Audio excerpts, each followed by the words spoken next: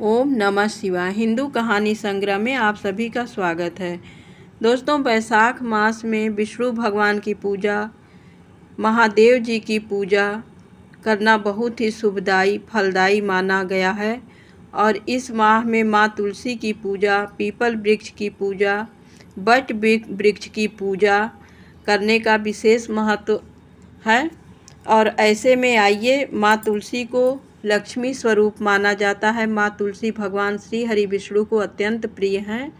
ऐसे में माँ तुलसी की कथा वैशाख मास में सुनने से घर में सुख समृद्धि और शांति बनी रहती है। माँ लक्ष्मी की विशेष कृपा होती है।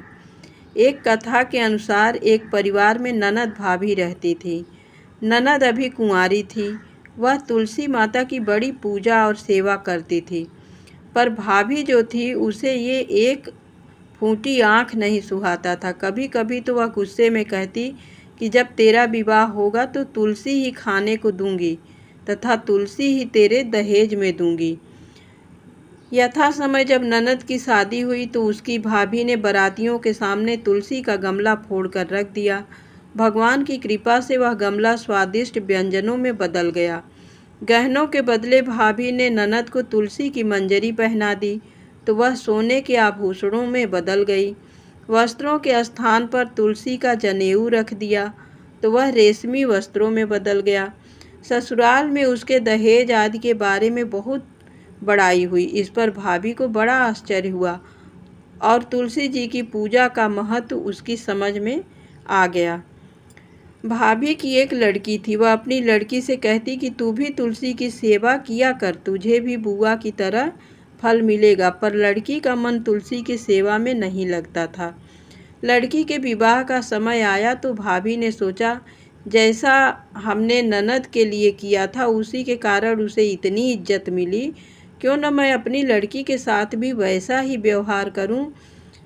और ऐसा सोचकर उसने तुलसी जी का गमला फोड़कर बारातियों के सामने रख दिया। परंतु इस बार मिट्टी मिट्टी ही रही। मंजरी व पत्ते भी अपने पूर्व रूप में ही रहे।